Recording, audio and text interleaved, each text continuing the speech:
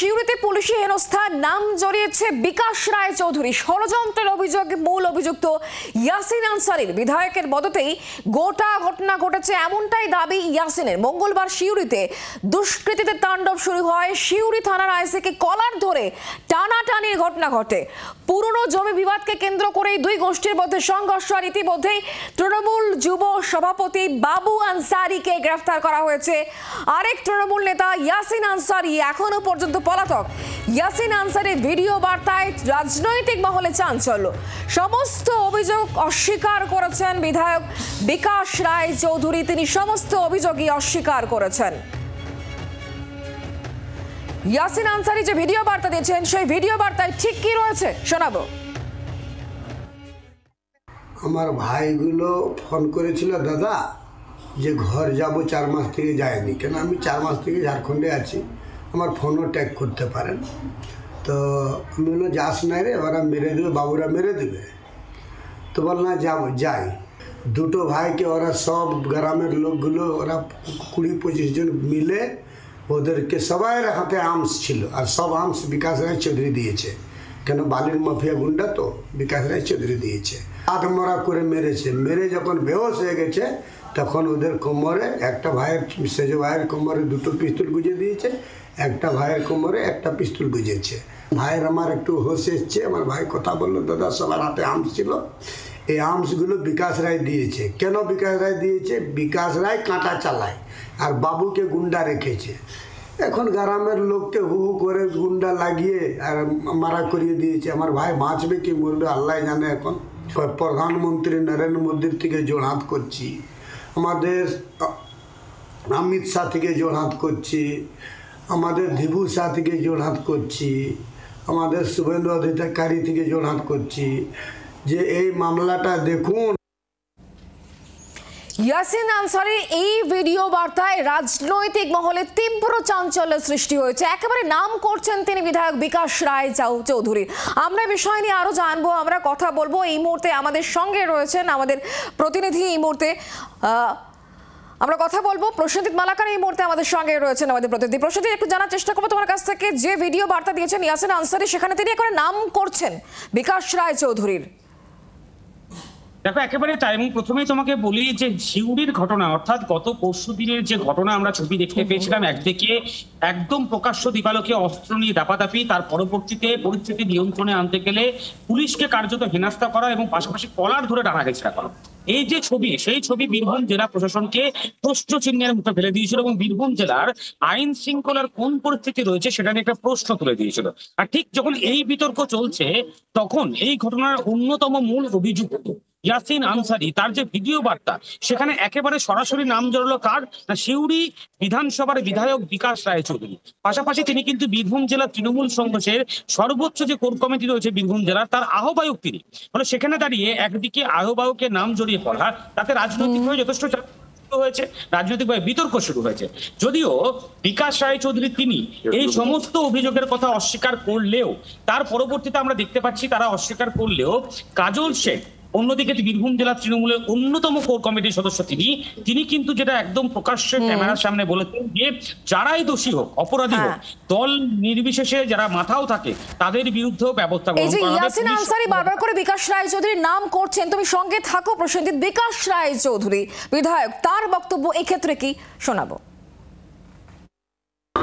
অসামাজিক লোক যারা, দুষ্কৃতকারী যাদের ভাষায় বলা যায়, সেই সকল লোকদের পেছনে যদি কোনো আঘাত আসে তখন তারা মিথ্যা কথা এবং নিজেকে বাঁচার জন্য অনেক কিছু বলে।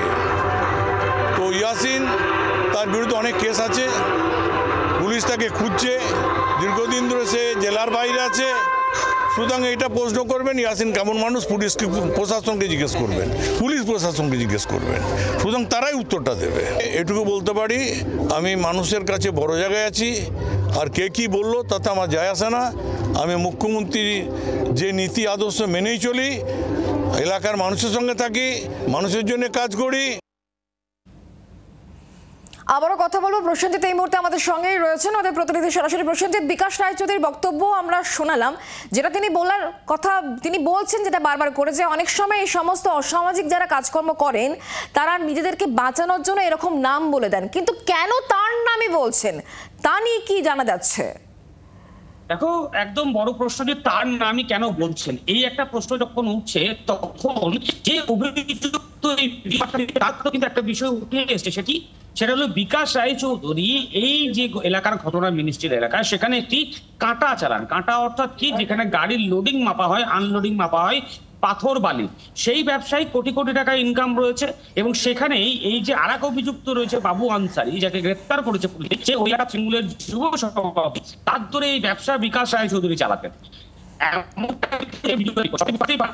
কোথা থেকে যোগসূত্র গড়ে উঠছে, অর্থাৎ বিকাশ রায়চৌধুরী তার একজন বিধায়ক হিসেবে শিউরির নাম হঠাৎ করে কেন এই সামনে এলো, এই প্রশ্নের উত্তরটা কোথাও না কোথাও রাজনৈতিক মহল এবং বিজেপি যারা রয়েছেন তারা দাবি করছেন যে এইখান থেকে এই প্রশ্নের সূত্রপাত, এবং সেখান থেকে দাঁড়িয়ে এত বড় একটা অভিযোগ উঠে আসছে। ফলে এই জায়গায় দাঁড়িয়ে পরবর্তীতে কি ব্যবস্থা গ্রহণ করা হয়, রাজনৈতিকভাবে বিকাশ রায়চৌধুরীর নাম উঠে আসার পরে দলের যারা উচ্চ নেতৃত্ব তারা তুমি আমাদের সঙ্গে থাকো প্রসেনজিৎ, তোমার কাছ থেকে আমি এই বিষয়ে অবশ্যই জানতে থাকবো। তবে তার আগে বিজেপি নেতা সজল ঘোষ আমাদের সঙ্গে রয়েছেন টেলিফোন লাইনে। সজলদা, দিন দুয়েক আগে আপনার নিশ্চয়ই মনে আছে সিউড়ির যে ঘটনা, একটা জমি বিবাদকে কেন্দ্র করে একেবারে পুলিশের সঙ্গে ধস্তাধস্তি, তুলকালাম কাণ্ড, অস্ত্র নিয়ে দাপাদাপি ছবি আমরা দেখেছি।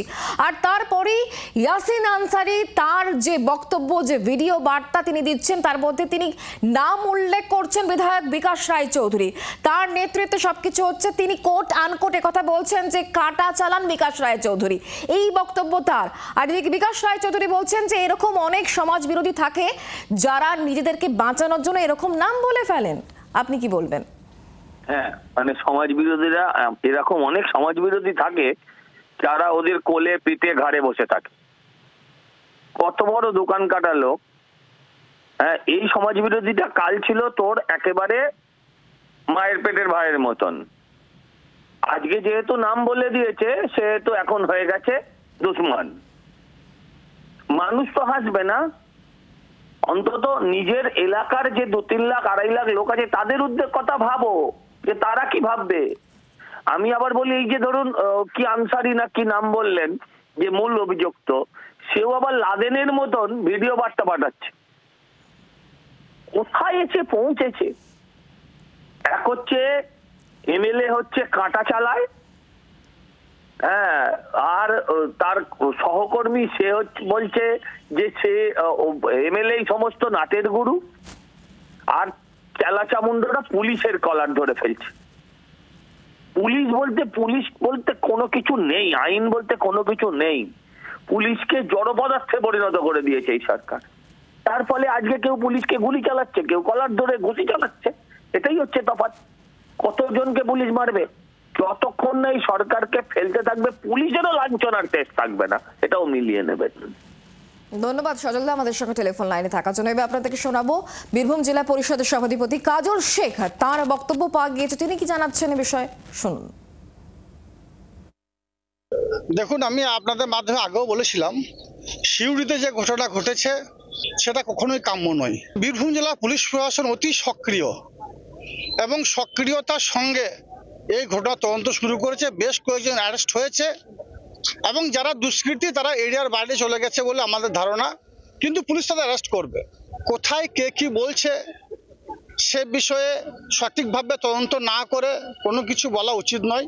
পুলিশ অতি সক্রিয় আছে, আইন অনুযায়ী ব্যবস্থা নেওয়া হবে। এর মধ্যে আমার দলের বা কোনো বড় মাথাও যদি যুক্ত থাকে তার বিরুদ্ধে ব্যবস্থা নেওয়া হবে। কোনো অসামাজিক কাজের সঙ্গে কেউ যুক্ত থাকতে পাবে না। বাংলার আওয়াজ, বাঙালির আবেগ, জি 24 ঘন্টা।